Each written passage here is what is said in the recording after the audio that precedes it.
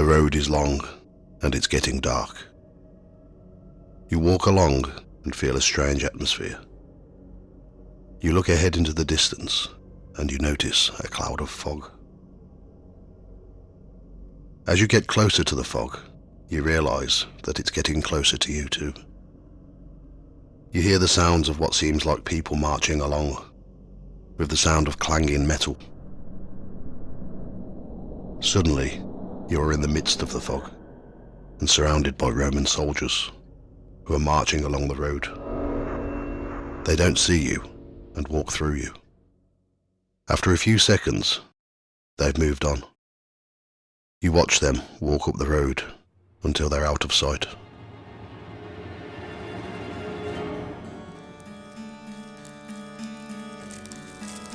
Welcome to Ghost Tales by the Fireside. Firstly, I must apologise for only releasing one episode last week. I have a virus that just don't seem to be shifting very quickly, and I've been laid up.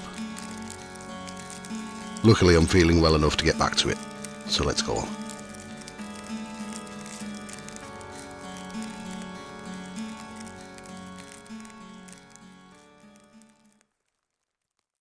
Beoley is a small village north of Redditch in Worcestershire. On the western side of the village runs an ancient Roman road called Icknield Street. Icknield Street originally started from the Foss Way in Bourton-on-the-Water and is believed to have stopped at Templeton in Yorkshire. It's thought that Beoley would have been a popular stopping point for Roman soldiers. Most of the road is long gone, but there are traces of it that are still in use, running through Ulster, Studley, Redditch, Birmingham and Sutton Coldfield. And in some of these places, it's still visible. The first recorded document that mentions Beoley is from when King Edgar the Peaceful restored the lands to Pershaw Abbey in 972. In the Domesday Book of 1086, it recorded that Pershaw Abbey held 21 hides of land at Beoley and Yardley. The name of Beoley is thought to mean bee meadow, or it could possibly be linked to the Beauchamp family, who were the lords of the manor during the medieval period. At the top of the hill in Beoley stands a Norman church, which was built in 1140 by Geoffrey of Limesey, who was the lord of the manor at that time. The church is dedicated to St. Leonard, the patron saint of prisoners and ironworkers. It's very possible that there was a Saxon church in the same location. Just over the road from the church is what is known as the Mount, which is believed to have once been an Iron Age hill fort. From field evidence, it suggests that a pre-Saxon, prehistoric earthwork within an enclosure which could have been an Iron Age hill fort, and may have been redeveloped in the 12th century as a manor house or hunting lodge. It's recorded that a building of this type was destroyed by fire in 1303, when it was owned by the notorious Earl of Warwick, Guy de Beauchamp. A court may have been built on the same site during the 13th century, but it was deserted in the 14th century. It's thought that the lord of the manor after Geoffrey of Limesey was Roger Mortimer, lord of Wigmore, around 1175. The Beauchamps became lords of the manor from 1265 until 1446, when Henry de Beauchamp, the first Duke of Warwick, died. It was then passed on to his daughter Elizabeth, who was the wife of George Neville, 1st Baron Latimer. It then remained with the Latimers until 1549, when the lands were sold by John Neville, the 4th Baron Latimer. The lands and the manor were sold to a very rich family called the Sheldons, once known as the wealthiest commoners in England. William Sheldon already owned much property in Beoley, including Balford Hall and Bennett's Place, during the reign of Edward IV, between 1460 and 1483. William Sheldon was a supporter of the Royalists, during the War of the Roses. When Richard III was defeated by Henry Tudor at the Battle of Bosworth in 1485, William forfeited his properties and land until they were restored to him just before he died in 1517. William Sheldon II married into a wealthy Cotswold wool family, well known for producing the best quality wool. He became well known for financing tapestry weaving, which was set up in work huts in Barcheston near Shipton-on-Stour, and the now empty Bordsley Abbey in Redditch. William sent his son Ralph to Flanders so that he could learn from the top Flemish weavers. Ralph brought some of the Flemish weavers back to work in England. It wasn't long before the Sheldon tapestries were some of the finest quality in the world, many still seen today in stately homes and museums. Ralph married Anne Throckmorton of Coton Court in 1557, and they had a son Edward in 1558. Edward was a royalist during the English Civil War and was captured at the Battle of Worcester. During this time, his house, Beoley Hall, was attacked by parliamentary forces that had come from Birmingham. They caused considerable damage. Edward was encouraged to pull Beoley Hall and other buildings down. He did this and rebuilt Beoley Hall, either in the same location or very close by. In 1788, another Ralph Sheldon, descendant of the same line, sold the manor to Thomas Holmes, who sold the house and estates in lots at the end of the 18th century. Beoley Hall stood in very bad disrepair in 1968, but has now been split up into private apartments.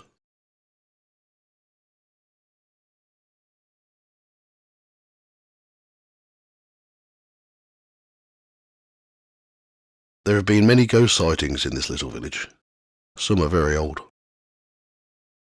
In the 1950s, a woman who worked on a farm in Beoley was walking home after finishing work.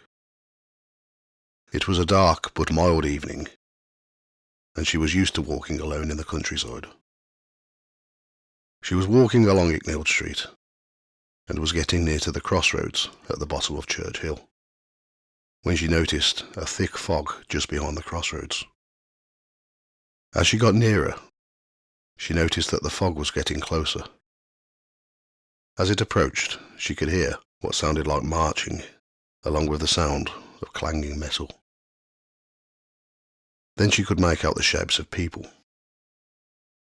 She moved to the side of the road and stood still, unsure of what was happening. But as they started to pass her, she was surrounded in the fog. She could see what looked like Roman soldiers in the fog. She said that they were wearing helmets and carrying shields. The fog and the collective phantoms passed by after a few seconds, but they didn't disappear. The marching fog carried on along Icknield Street until they were well out of sight. She wasn't shook up by the incident. In fact, she said that she was fascinated. When she went into work the next day, she told the owners of the farm what she had experienced, and they told her that it was an old Roman road, and it was a common sighting. The farmer himself had seen it a few times. The crossroads at Beoley have been the site of many supernatural occurrences over the years. In the 1970s, a man who had been to the Village Inn pub, the pub in Beoley, was driving through the village late at night. The road was silent, with only one car at a considerable distance, that he'd been following since leaving the pub. As he reached the top of Church Hill and past St Leonard's Church, he noticed that the car that he had been following had been involved in an accident at the bottom end of the hill, at the crossroads. He drove near to the site and parked his car on the verge, about 15 metres away, and made his way to the crash, when a fire suddenly broke out on the car involved. He ran towards the car, and as he got closer, the fire got more fierce for about 10 seconds. The car and the fire then disappeared. The road was suddenly silent again. He stood around for a few minutes, trying to contemplate what had just happened. He then sat in his car and drove home. That night shocked him that much that he never drove along that road ever again.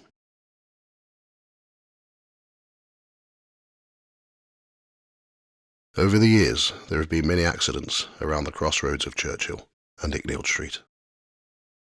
One goes back into folklore. There is an old story that if you ride a horse up Church Hill in Beoley, a goblin comes out and jumps on the back of the horse, sending it into a panic and throwing the rider from the horse. The Village Inn, a pub at the Holt End area of Beoley, has also had a number of paranormal incidents. Doors have been known to unlock and open just after they've been locked. The electricity has gone off, as if there has been a power cut. This has happened many times. The gas in the cellar is often turned off, and the taps in the customer toilets are often turned on at night. Puddles of water have been found in areas of the pub where there is no water supply. Locals say that the snug area of the pub was once used as a place to lay out bodies when local people had died. In 2012, a new landlady took over the pub. She was in the snug one night when she watched a woman walk in, who came from the corridor and moved quickly across the room, making her way to the window. She said that she could see her clearly, but she looked hazy, like she was thin smoke. She described her as having no colour, like a black and white photo.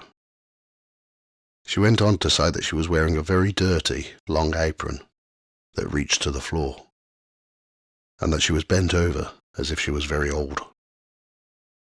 About a month later, she saw a man in the same area of the pub, also late at night. She described him as balding and looking very smart, in a white shirt and black waistcoat. Very Victorian looking. She said that his eyes really stood out. They were very bright and piercing. He just stood at the window. An old ghost story from the village is about a charcoal burner who was once burned alive after an accident while working. Apparently, you can still hear his screams when the wind is high. I couldn't find any evidence on this incident, but I did find an interesting historic crime from the 13th century. In 1221, a notorious gang from around the West Midlands went on a crime spree. After robbing a house in Sutton Coldfield, 2 were caught in the act while the others escaped. Another 3 of the gang were hanged for murder, but before they were caught, they committed a crime in Beoley. John Colfox, Obserd the charcoal burner, and Geoffrey his brother, and Robert Bromhall went to Roger the Beadle's house in Beoley and broke in. They cut off Roger's foot and his wife's fingernails and fled. It's not sure what happened to Obserd the charcoal burner and his brother Geoffrey. There is no found record. Perhaps Obserd was the charcoal burner who died in the fire in Beoley.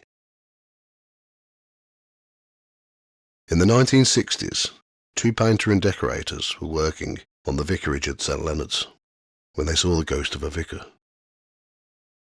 He was described as slightly transparent and only seen for a few seconds, but long enough for them to see him. The church has a ghost story too. When one of the past vicars died, his ghost kept returning on Sunday mornings to take service. This went on for years, until the congregation had had enough of being scared.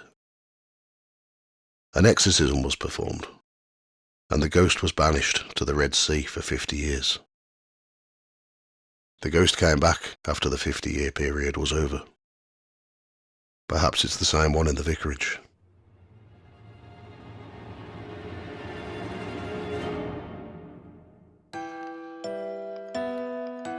Thank you for listening to Ghost Tales by the Fireside. You can find more information about the episodes on ghosttales.co.uk. I'm also on Instagram and Facebook, both at Ghost Tales Podcast.